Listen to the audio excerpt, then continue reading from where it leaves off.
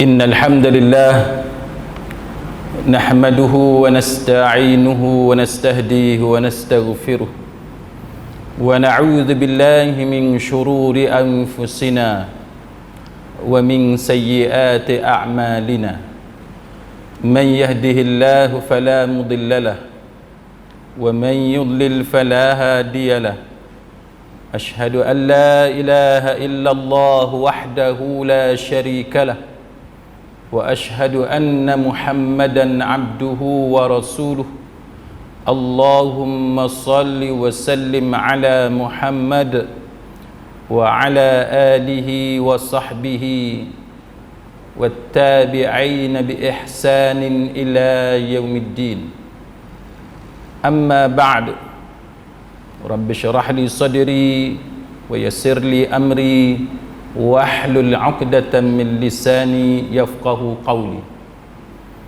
Saudara-saudari, sahabat-sahabiah, muslimin muslimat, mudah-mudahan kita semua pada malam ini dirahmati dan diberkati oleh Allah Subhanahu wa taala. Yang pertama-tamanya syukur, kita memanjatkan segala puji bagi Allah Subhanahu wa taala. Segala puji-pujian hanya milik Allah Subhanahu wa taala. Salawat dan salam ke atas junjungan besar Nabi kita Muhammad sallallahu alaihi wasallam. Tajuk kita pada malam ini ialah berkenaan dengan sindiket pembalakan. Sindiket pembalakan. Tajuk ini penting tuan-tuan dan puan-puan sekalian sebab ianya memberi kesan yang sangat besar dalam kehidupan kita.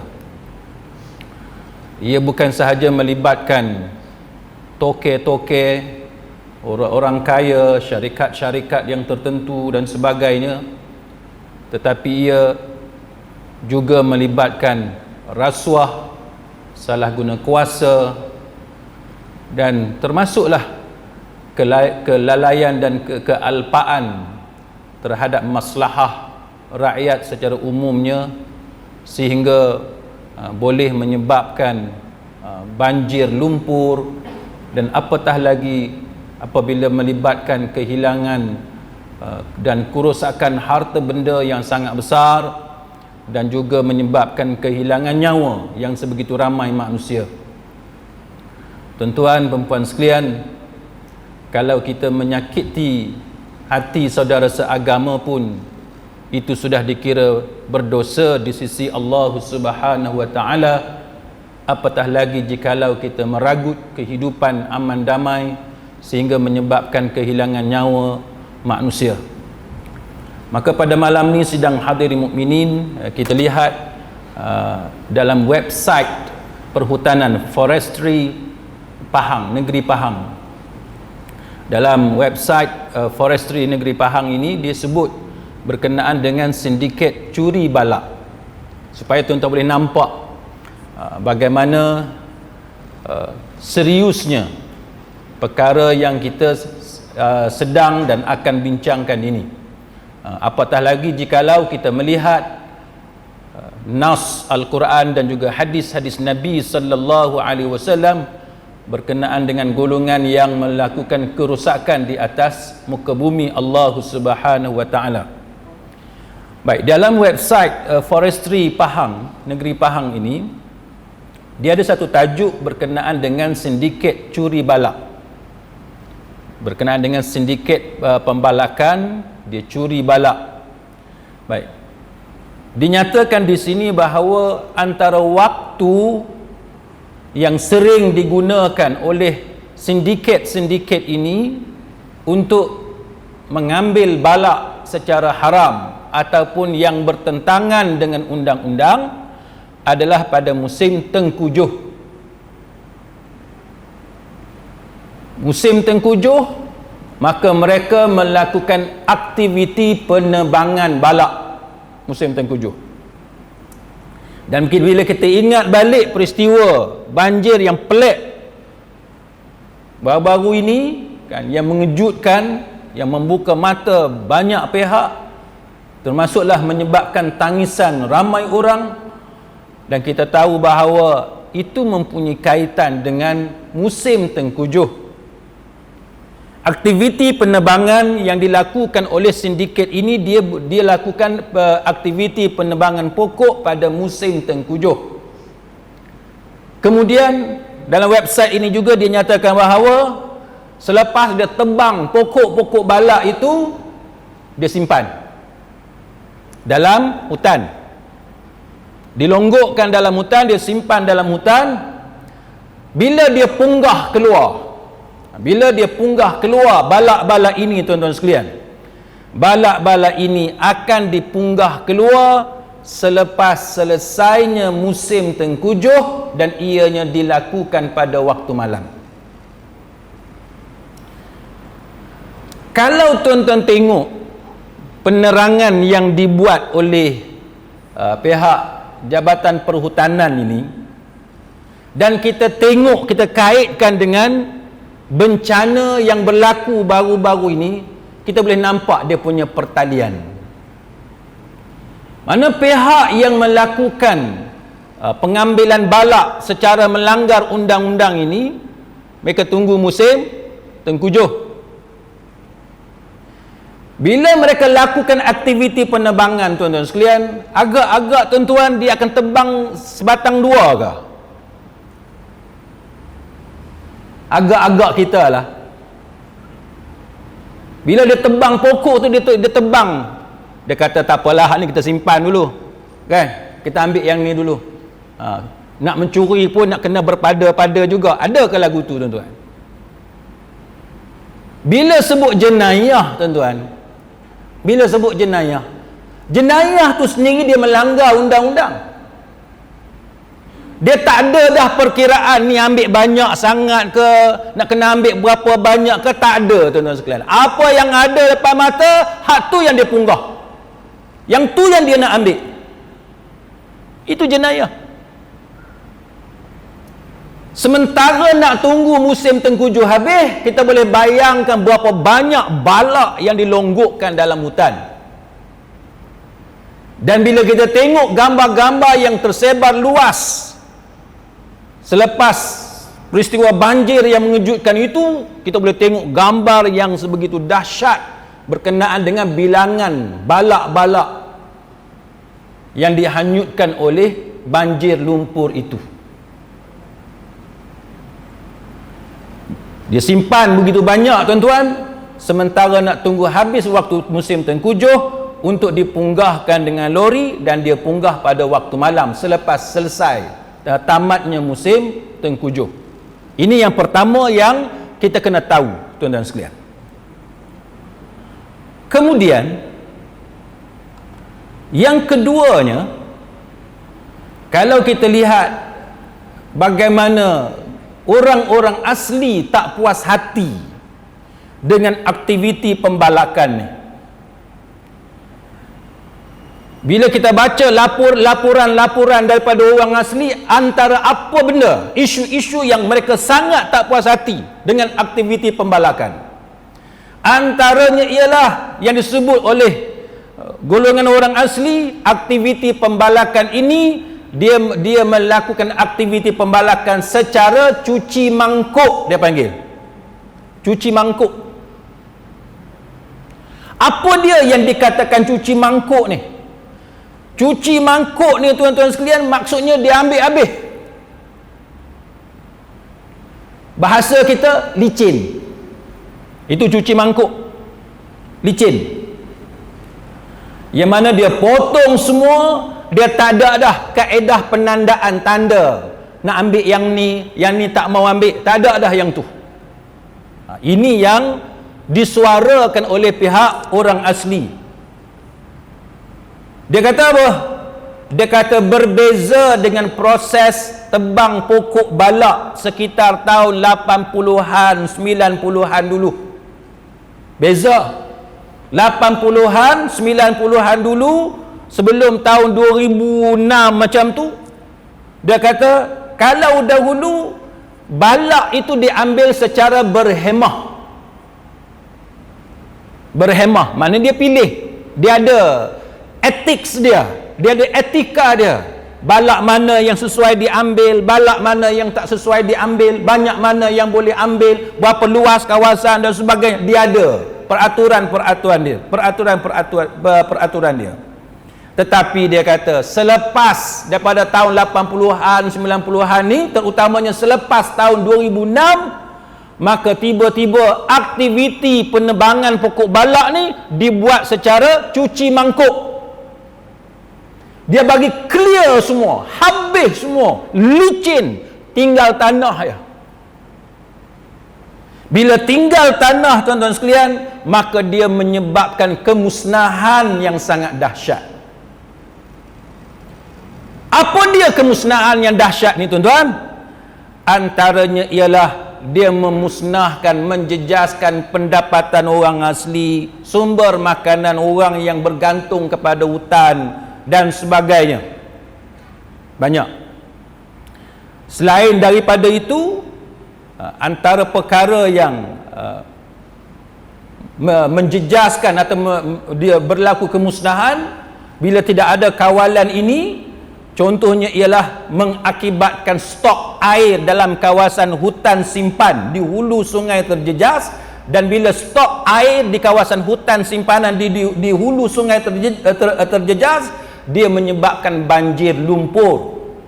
Jadi aktiviti pembalakan secara cuci mangkuk ataupun land clearing ini menyebabkan jumlah air itu sebegitu banyak. Dia bawa lumpur dengan balak sekali. Sebab tu kalau tuan-tuan tengok gambar-gambar yang tersebar tu, tuan-tuan tengok lumpur banyak mana. Lumpur bukan sikit, bukan setakat tenggelam tapak kaki tak. Tuan-tuan boleh tengok banyak mana lumpur. Tuan-tuan boleh tengok ada yang sampai lutut, ada yang sampai dekat dengan paha, kat punggung. Tuan-tuan boleh tengok yang atas jalan sampai dia boleh lintas divider tu. Dia punya tinggi tahap lumpur itu. Pasal apa? Kerana aktiviti pembalakan yang tidak dikawal, yang dilakukan secara cuci mangkuk ataupun land clearing.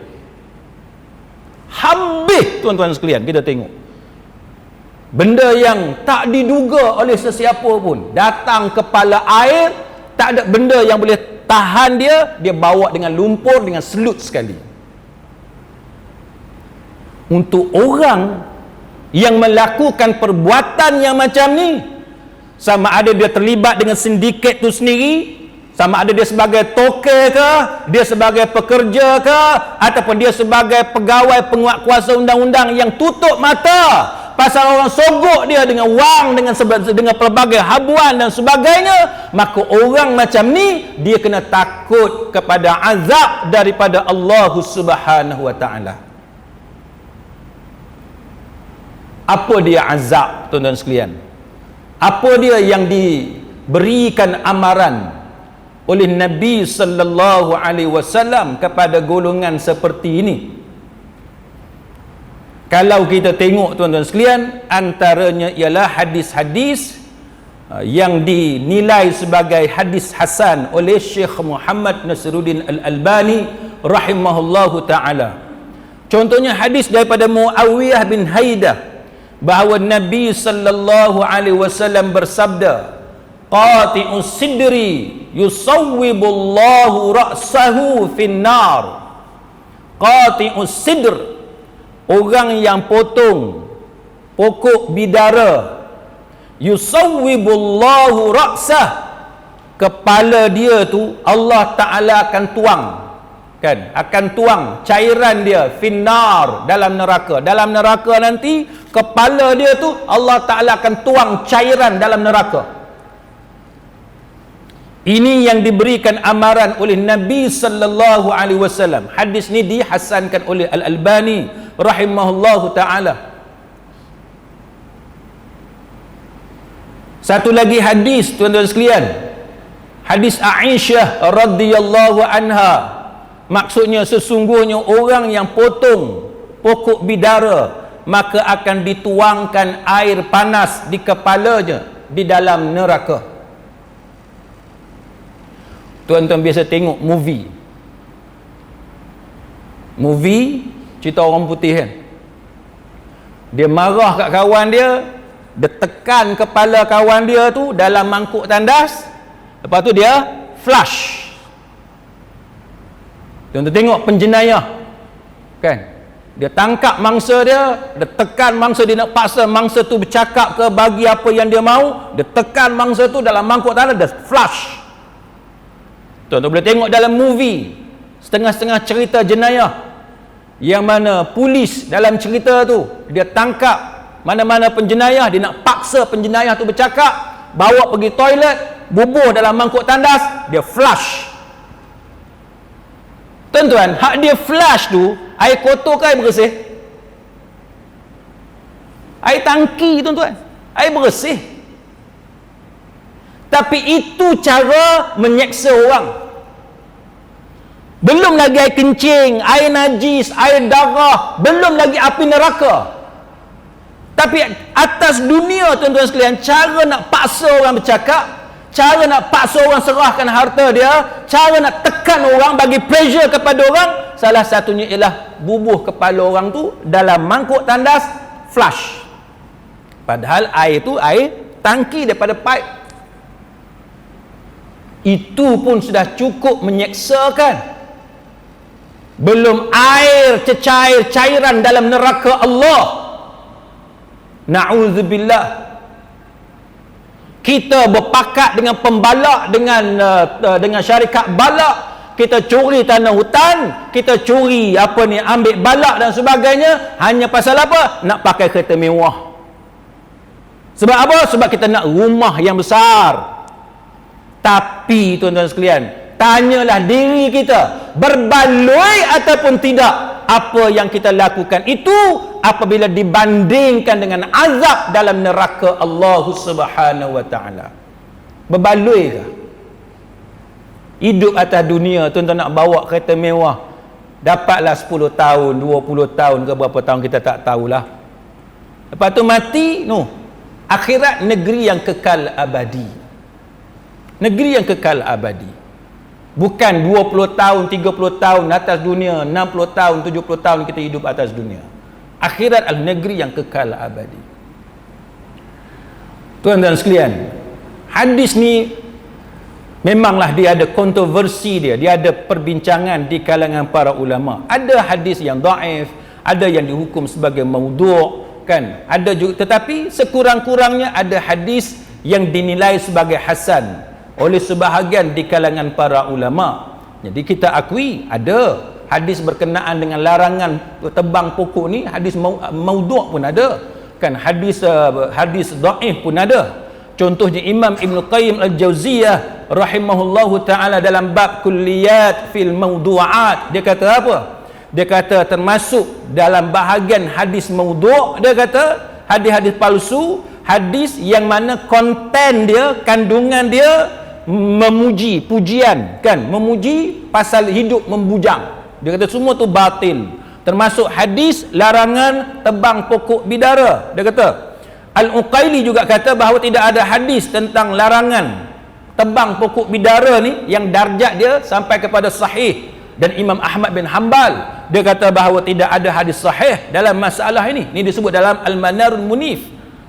Tetapi walaupun begitu, ada hadis-hadis lain, kan? Ada hadis-hadis lain yang dinilai sebagai hadis hasan. Hasan sebab apa, tuan-tuan sekalian?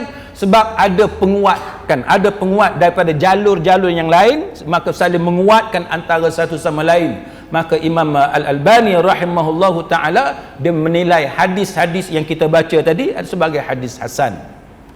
Baik, maka para ulama bila dia bicarakan tentang larangan tebang pokok bidara, apa kaitan larangan tebang pokok bidara dengan tebang pokok balak? Apa kaitan dia? Maka kalau kita lihat, tuan-tuan sekalian, ada antara apa yang disebut ulasan oleh Imam Abu Dawud apabila ditanya tentang macam mana kita nak faham hadis-hadis yang melarang menebang pokok bidara. Imam Abu Daud ditanya, macam mana kita nak faham ni hadis yang Nabi larang kita tebang pokok bidara? Maka Abu Daud menyatakan bahawa, kan, pokok bidara yang disebut dalam teks hadis itu, dalam matan hadis itu ialah pokok bidara yang tumbuh di kawasan padang pasir. Dia kata pokok bidara yang tumbuh di kawasan padang pasir. Maksudnya apa? Maksudnya bila di tempat yang panas, yang orang perlu sangat kepada perlindungan daripada teriknya matahari, nampak je pokok berebut nak pergi dapatkan perlindungan, duduk bawah bayang-bayang pokok. Itu maksud dia kan? Tempat yang sangat diperlukan oleh manusia untuk berlindung daripada kepanasan cahaya matahari. Maka dalam Sunan Abi Dawud kan, Imam Abu Dawud kata apa kan, disebut dalam Sunan Abi Dawud berkenaan dengan soalan yang orang tanya kepada Imam Abu Dawud kan, su'ila Abu Dawud an ma'na hadzal hadis. Abu Dawud ditanya tentang makna hadis tadi, hadis yang pasal larangan menebang pokok bidara. Faqala hadzal hadis mukhtasar. Dia kata hadis ni, dia kata mukhtasar, ringkas. Hadis ni cukup ringkas, yakni man qata'a sidratan fi falatin yastadhillu biha ibn sabil wal bahaim.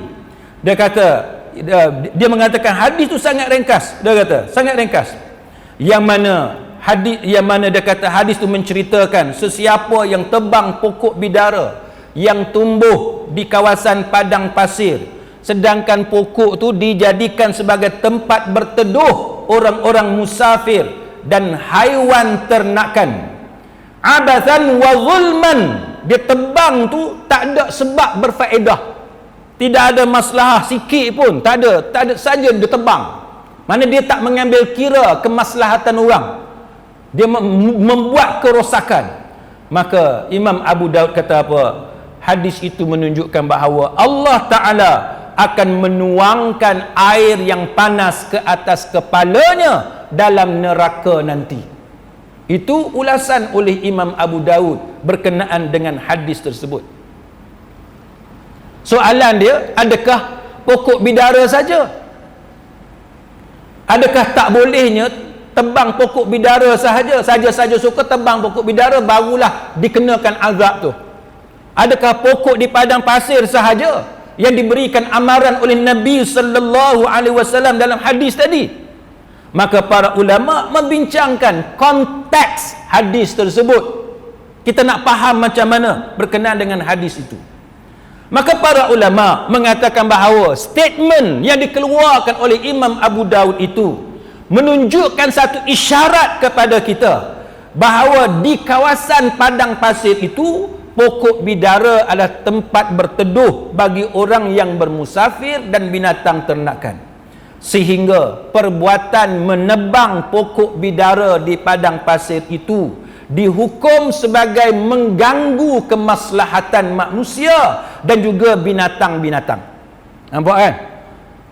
Bila tebang je pokok tu dikira mengganggu kemaslahatan manusia dan juga binatang ternakan, yang mana manusia dan binatang ternakan akan kehilangan tempat berteduh jikalau pokok itu ditebang.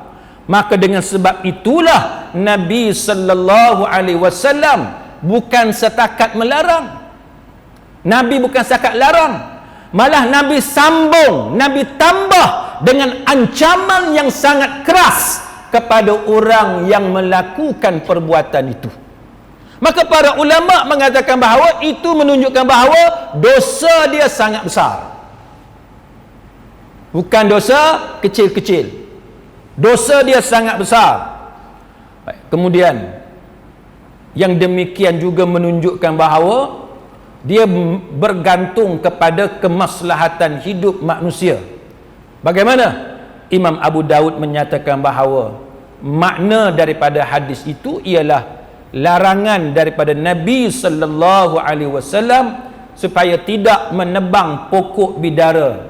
Maksudnya ialah supaya tidak ada tindakan kerosakan, yakni menebang pokok bidara yang sedang tumbuh di padang pasir, yang mana manusia ni melakukan perjalanan yang jauh bermusafir. Bila sampai di tengah-tengah gurun, di tengah-tengah padang pasir, sudah tentu mereka mencari tempat untuk berteduh sebab mereka berada dalam keletihan. Maka mereka mencari tempat untuk berteduh. Maka sudah tentu mereka mendapat banyak manfaat daripada pokok tersebut. Mereka mendapat banyak manfaat daripada pokok itu. Kemudian apabila mereka berehat dan berteduh di bawah pokok itu, sudah tentu selepas itu mereka akan kembali segar, hilang keletihan mereka. Itu antara kegunaan pokok bidara di tengah-tengah padang pasir. Jadi manusia yang memanfaatkan ataupun binatang yang dapat memanfaatkan pokok itu, dia tidak terhad kepada hanya manusia-manusia tertentu. Jadi semua orang yang berjalan jauh, bila sampai di tengah padang pasir nampak ada pokok, semua orang boleh berteduh.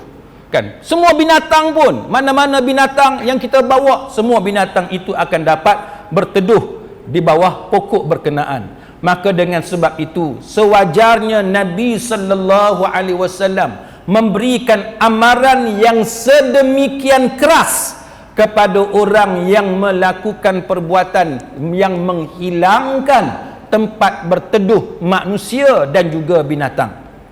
Baik. Kemudian At-Tahawi kan dalam syarah Mushkil Al-Athar, dia kata apa? Dia kata bahawa berkenaan dengan hadis yang melarang menebang pokok bidara, At-Tahawi kata apa? Dia kata bahawa hadis berkenaan dengan melarang menebang pokok ini, dia kata mansukhah. Ini pendapat dia. Dia kata mansukhah. Sebelumnya itu dihukum sebagai haram, maka sekarang ini menjadi boleh. Dan alasan At-Tahawi kerana seorang sahabat Nabi, kerana salah seorang perawi hadis itu yang bernama Urwah bin Zubair, dia pernah menebang pokok bidara dan menjadikan itu sebagai pintu dan juga perabot di rumah dia.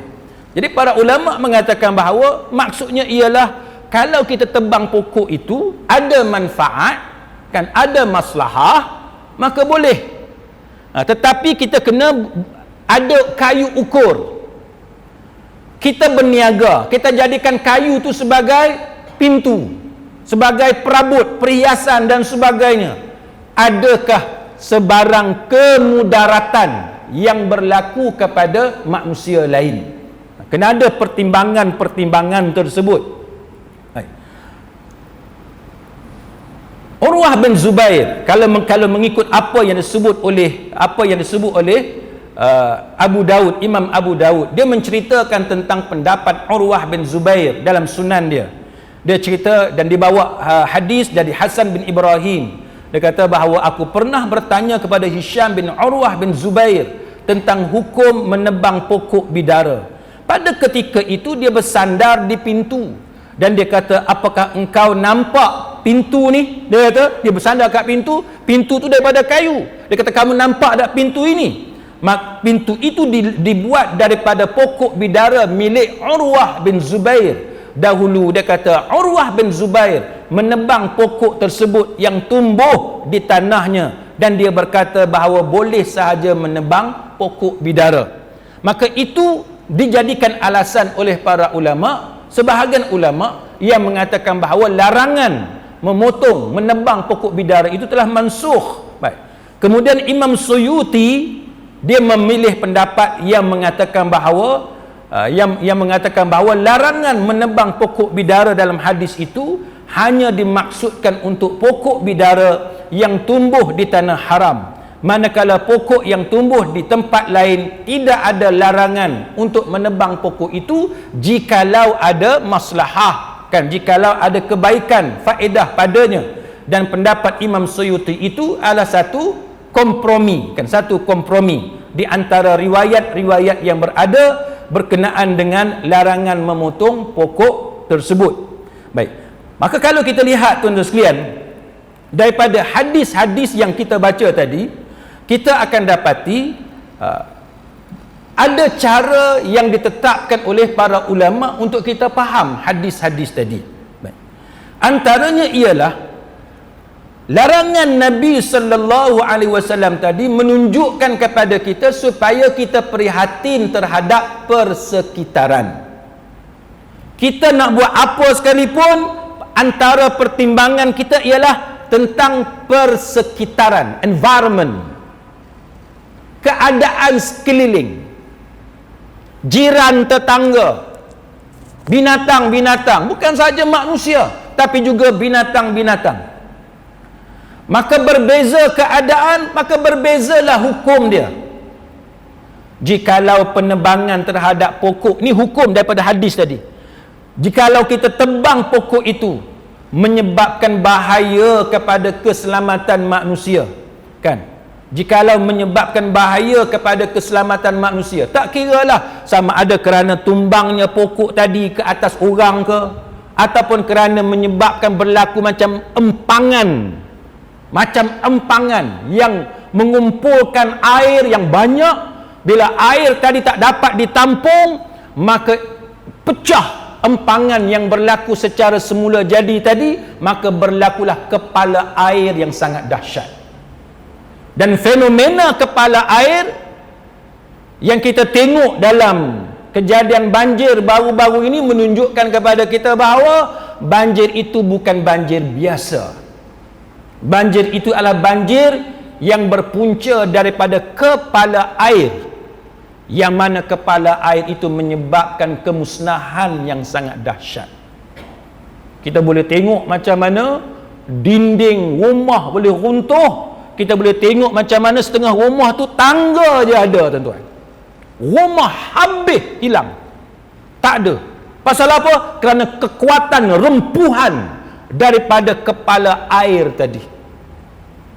Tuan-tuan, bila kita tengok gambar tu, orang yang memusnahkan hutan, orang yang terlibat dengan sindiket pembalakan atau melakukan aktiviti pembalakan yang menyalahi undang-undang, tidakkah ada sedikit rasa peri kemanusiaan? Tidakkah mereka ni ada sedikit rasa bersalah? Kalau tak rasa banyak pun, bila melihat tahap kemusnahan yang berlaku kepada tempat-tempat yang terjejas akibat daripada fenomena kepala air yang penuh dengan misteri itu. Kalau tuan-tuan tengok, banyak orang buat laporan, dia siasat, dia pergi daripada tempat banjir, dia ikut semua anak sungai-sungai yang ada tu sampai ke hulu, sampai ke atas bukit. Tak boleh nak faham macam mana anak-anak sungai yang kecil pada atas bukit itu, tuan-tuan sekalian, dia boleh menyebabkan berlakunya fenomena kepala air. The only explanation, penjelasan, satu-satunya penjelasan yang paling logiknya ialah berlakunya empangan secara semula jadi daripada batang-batang balak, sampah apa semua, kan, air tak boleh turun, maka dia berkumpul ke atas tu dia jadi macam empangan gergasi yang tunggu bila-bila masa dia rempuh jadi kepala air, habis semua kat bawah. Ini adalah satu perkara yang kita kata kerosakan yang berlaku akibat daripada jenayah yang dilakukan oleh manusia sendiri. Ibn Mulqin Al-Ansari, dia kata apa? Dia kata bukan tak boleh nak tebang pokok, tapi syarat dia ialah kalau ada manfaat, dan manfaat itu lebih besar. Kalau manfaat itu lebih besar boleh, tapi kita kena ada pertimbangan lah. Jangan sebab manfaat untuk diri kita, kan, manfaat untuk diri kita sehingga kita menutup mata terhadap mafsadah dan kerosakan yang boleh berlaku kepada orang lain. Yang tu tak boleh. Maka kita kena buat pertimbangan di antara mafsadah dan juga maslahah. Baik, tuan-tuan sekalian, kalau kita lihat kepada apa yang disebut oleh Nabi sallallahu alaihi wasallam, orang yang membiarkan perkara seperti ini berlaku, dia tahu benda ni tapi dia tutup mata, ataupun dia sendiri yang buat benda ni, dia kena baca ataupun dia kena dengar satu hadis, kan, riwayat Imam Muslim ittaqul la'anaini, qalu, kan, ittaqul la'anaini, takutlah kamu kepada dua perkara yang menyebabkan dilaknat. Qalu, sahabat tanya dekat Nabi, wa man la'anani ya Rasulullah. Sahabat tanya, apa dia tu al-la'anan, dua benda yang menyebabkan kena laknat itu? Lalu Nabi jawab, qala alladhi yatakhalla fi tariqin nas au fi zillihim. Nabi kata, orang yang buang air besar di tempat orang lalu lalang dan di tempat manusia berteduh. Siapa yang buang air besar di tempat orang duk lalu lalang, itu adalah perbuatan yang dilaknat. Ataupun di tempat orang berteduh. Dekat Penang ni ada tak tuan-tuan? Hak jenis buang air besar di tempat orang berteduh. Saya tak ingat saya pergi kat mana. Saya pergi kat stesen bas. Stesen bas ni tuan-tuan, saya tengok ada persamaan antara Malaysia dengan UK tempat saya duduk tu. Kita nak tunggu bas, tengok ada tempat tunggu bas, bus stop tu, kita pergi lah. Dia punya bau tuan-tuan, Allah Ta'ala saja yang tahu. Hancing. Tak jumpa najis lah, bukan buang air besar, tapi nak cerita tempat orang kencing, tempat orang buang air kecil. Ni perangai tak senonoh. Di Malaysia ada, di England ada. England ni perangai hak geng mabuk ni. Kalau di England, dia mabuk, dia on the way balik rumah, dia jalan uyung-ayang, dia rasa nak kencing, pantang nampak dinding, dia perangai macam kucing. Kucing dia nampak tayar kereta, itulah dia spray. Macam tu.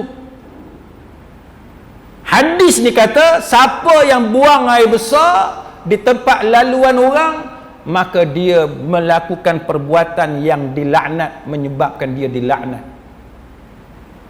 Dulu-dulu, orang sekarang ni jarang dah bergurau dengan najis ni. Ingat zaman dulu-dulu, zaman ayah mak kita dulu, dia orang duk cerita, budak-budak kampung suka sangat duk bergurau benda-benda lagu ni. Ayah saya cerita macam mana kawan dia, ada kawan dia seorang ni nakal. Jenis perangai nakal, tapi jenis tak ada sempadan. Orang nakal sikit-sikit tak apa, dia nakal jenis tak ada limit. Ni payah. Orang lain mengaji Quran ke atas, dalam atas rumah tok guru, dia ponting, dia duduk main dekat bawah. Dia dah lah tak baca Quran, orang lain baca Quran, kawan-kawan hak lain, dia main dekat bawah. Dah dia main kat bawah, dia tak baca Quran, satu hal. Nombor dua, dia datang perangai jahat tu. Dia datang perangai jahat. Dia nak perkena kawan dia. Dia tahu dah, nanti kawan dia habis baca Quran, turun tangga tu, pakai kasut, pakai selipar tu, akan jalan, ada laluan tu. Ni, dia pergi berak kat situ. Ni perangai orang kampung zaman dulu. Orang Sungai Dua tak ada kot, kan? Orang Sungai Dua tak ada perangai lagu ni. Ayah saya cerita, kawan-kawan dia hak mana kena tuan-tuan, menyumpah.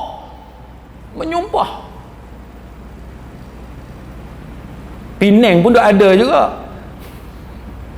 Semalam makan nasi kandak, tak mau cerita lah kat mana kan, makan nasi kandak dengan sahabat-sahabat, keluar cerita benda sama. Ada mana siapa tak puas hati kan, duduk tempat tinggi sikit kan, dia tak puas hati. Adalah benda-benda yang dia tak puas hati, pasal apa, pasal parking ke, pasal apa ke, kita tak tahulah kan.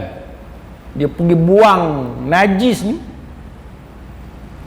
kita tak tergamak tuan-tuan. Najis kita pun kita pandang pun tak tergamak. Dia sanggup pergi baling najis dia tu, tak tahulah najis dia ke najis adik-beradik dia, kena orang kat bawah yang baru lepas makan nasi kandak apa semua ni. Ni satu benda yang tak bagus kan. Dia tak bagus dia tu tuan-tuan. Apa dia tak bagus? Tak bagus sebab Nabi menggunakan istilah la'anaini. Nabi guna istilah ittaqul la'anain, dua benda yang menyebabkan dilaknat. Kalau buang air besar di tempat orang lalu pun, Nabi guna istilah benda yang dilaknat, boleh menyebabkan dilaknat. Kalau buang air besar di tempat orang duk berteduh, tak kira lah bus stop ke, bus stand ke, pokok ke, wakaf ke, pondok ke, apa ke, itu juga disebut sebagai benda yang boleh menyebabkan mendapat laknat daripada Allah Ta'ala. Dan tuan-tuan kena ingat, bila sebut laknat, ia adalah satu benda yang menjauhkan rahmat Allah Ta'ala, menjauhkan rahmat Allah. Tuan-tuan tahu apa dia rahmat Allah? Rahmat Allah Ta'ala ni kasihan belas Allah Ta'ala. Tuan-tuan boleh bayangkan kita sebagai hamba, kita sebagai makhluk dalam keadaan tidak mendapat kasihan belas daripada Allah Ta'ala, apa akan jadi? Cuba kita bayang, kalau kerajaan tidak ada kasihan belas kepada rakyat, apa jadi? Tuan-tuan tengok macam cerita apa Korea Utara kan, ataupun cerita pasal kerajaan-kerajaan yang tertentu di luar negara ni, di peringkat antarabangsa. Cuba tuan-tuan tengok, dia rasa nak bunuh, dia bunuh. Yang mana jadi musuh dia, tak ada undang-undang. Dia rasa patut dibunuh, dia bunuh. Dia peduli apa? Nak bercakap tentang kebajikan? Tak ada. Dia tak bercakap tentang kebajikan. Sedangkan kita, tuan-tuan, di hari akhirat nanti, kita sangat-sangat memerlukan kasihan belas daripada Allah Subhanahu wa Ta'ala. Cuba bayang, tuan-tuan, kalau perbuatan buang air besar di tempat laluan orang pun layak mendapat laknat daripada Allah Ta'ala, cuba bayangkan perbuatan kita yang menyebabkan banjir lumpur sampai ramai orang mati. Terpijak najis, tuan-tuan, tak ada orang mati. Ada mati tak? Tak ada mati, habis-habis kena maki. Habis-habis maki ya, tuan-tuan. Mati tak ada. Tapi benda yang kita buat, pembalakan yang tidak terkawal, sama ada kita yang terlibat dengan sindiket atau kita sebagai penguasa, orang yang ada kuasa yang biarkan benda ni berlaku, dia kena tahu bahawa laknat daripada Allah Subhanahu wa Ta'ala adalah benda yang sangat serius. Maka lebih-lebih lagi orang ini mendapat laknat daripada Allah Subhanahu wa Ta'ala. Al-Imam As-San'ani dia sebut pasal hadis-hadis laknat ini kan, hadis-hadis laknat. Imam As-San'ani dia bawa satu lagi hadis kan, man adzal muslimin kan, siapa-siapa yang menyakiti orang-orang Islam fi turuqihim, pada jalan-jalan mereka, wajabat alaihi la'natuhum, pasti mendapat laknat mereka. Ini disebut dalam riwayat Imam At-Tabarani. Jadi tuan-tuan sekalian, maka itu menunjukkan kepada kita bahawa kita tak boleh melakukan perkara yang menyakiti manusia, apatah lagi kalau perbuatan itu merosakkan harta benda mereka. Tuan-tuan bayang, ada orang di balik kampung, sama ada kereta dia sebiji ke dua biji ada dekat rumah. Tahu banjir, nak balik semula ke Shah Alam, tak boleh dah, tersekat. Kereta dia tenggelam. Berapa ramai orang share kan, kos nak repair kereta tu berapa banyak? Puluh ribu. Baik beli kereta baru. Kalau insurans cover, nasib baik. Tapi ada satu orang penyelidik bahagian insurans ni, dia cerita kajian dia menunjukkan bahawa paling banyak pun dia kata 2.5% daripada owner yang ambil insurans berkaitan dengan flood, berkaitan dengan banjir. Dia kata paling banyak pun 2.5% sahaja orang yang akan ambil kita kata add-on kan, add-on dalam insurans atau takaful itu yang cover kalau berlaku banjir pada kereta dia, insurans akan cover ataupun takaful akan cover 2.5% je. Hak lagi 97.5 tak ambil kan, cover untuk melindungi kereta dia daripada banjir. Tuan-tuan bayang, tu bab kereta saja. Kalau sebiji lah, kalau dua biji. Kita belum cerita pasal furniture, rumah dia apa semua tu. Struktur rumah hak runtuh satu hal. Kan? Yang perabot dia, benda yang ada dalam tu agak-agak berapa ratus ribu, tuan-tuan sekalian. Kemusnahan yang macam ni, tuan-tuan sekalian, agak-agaknya apa yang kita akan jawab di hadapan Allah Ta'ala? Sedangkan menyakiti perasaan orang yang beriman pun dihukum sebagai kesalahan yang sangat besar, dosa dia. Kita sakitkan hati orang beriman pun dihukum sebagai kesalahan yang besar. Cuba kita bayang, kita musnahkan segala harta dia, ratusan ribu jumlah dia. Cuba kita bayang, tuan-tuan sekalian. Tapi manusia ni, tuan-tuan sekalian, ada orang hati dia kering, kan? Dia tak peduli. Maka orang macam ni kita serahkan dia kepada Allah Subhanahu Wa Taala untuk diuruskan. Tapi tanggungjawab kita ialah menegur, kan, memberi nasihat. Harta ni, tuan-tuan sekalian, dia tak sampai ke mana. Ada orang dia boleh rasa bangga dan kuat kalau dia boleh sebut nama-nama tertentu. Kalau orang kata ini, kita akan buat aduan, kita akan buat laporan polis, kita akan bagi tahu SPRM dan sebagainya. Ada setengah orang, tuan-tuan sekalian, dia tak takut. Dia akan sebut nama-nama tertentu. Dia kata nanti dia akan bermesyuarat dengan orang ni apa semua, seolah-olah dia kebal, seolah-olah dia ada legal immunity. Tuan-tuan, nama hak dia sebut tu pun, kan, keluarga-keluarga yang dia sebut tu pun, ahli keluarga mereka mati pun tak ada siapa yang boleh tahan kematian mereka.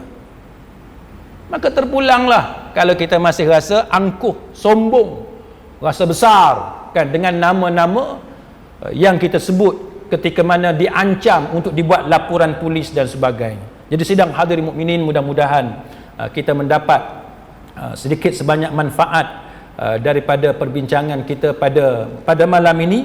Sebagai kesimpulannya, tuan-tuan sekalian, antara ancaman yang diberikan kepada golongan yang melakukan perbuatan ini ialah mereka akan diseksa di dalam api neraka Allah Ta'ala, wal'iyadu billah. Kita minta perlindungan dengan Allah Subhanahu Wa Ta'ala. Maka bagi kita orang-orang yang beriman, istilah-istilah seperti dituang air panas, kan, disiram dengan cecair dalam api neraka Allah Ta'ala, ini sudah cukup untuk menggerunkan kita.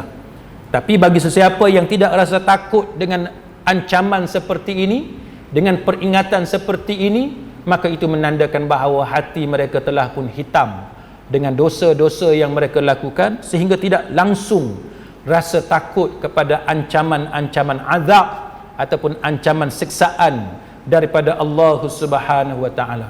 Yang kedua, tuan-tuan sekalian, perbuatan-perbuatan aktiviti pembalakan yang tidak dikawal ini mesti kita hapuskan, kan. Kita tidak boleh bersubahat, kita tidak boleh bersama-sama dengan golongan ini, sebab keuntungan sedikit yang kita dapat itu tidak berbaloi, kan, dengan azab yang akan ditempuh di hari akhirat nanti. Dan yang ketiganya, tuan-tuan sekalian, kalau tuan-tuan sempat, tuan-tuan carilah berita berkenaan dengan serbuan-serbuan oleh SPRM dan sebagainya. Tuan-tuan boleh tengok bagaimana SPRM pernah tangkap, pernah rampas 500 kayu balak, kan, dengan harga yang begitu banyak, kan, membekukan 375 akaun yang dalam tu duit sampai 560 juta dan sebagainya. Jadi itu menunjukkan kepada kita bahawa bila-bila masa, kan, bila-bila masa kalau kita melakukan sesuatu kesalahan, SPRM ataupun pihak berkuasa akan menangkap kita, akan menahan kita atas dunia ni, tuan-tuan, sudah cukup aib. Belum kita bercakap tentang azab di dalam kubur nanti, dan belum kita bercakap tentang azab di dalam neraka Allah Ta'ala. Apapun, kita pohon kepada Allah supaya Allah Ta'ala melindungi kita semua daripada segala kemudaratan, segala bahaya, segala fitnah di dunia maupun di hari akhirat. Wallahu a'lam. Aqulu qawli hadza wa astaghfirullahal azim li wa lakum. Wassalamu alaikum warahmatullahi wabarakatuh. Subhanakallahumma wa bihamdika asyhadu an la ilaha illa anta astaghfiruka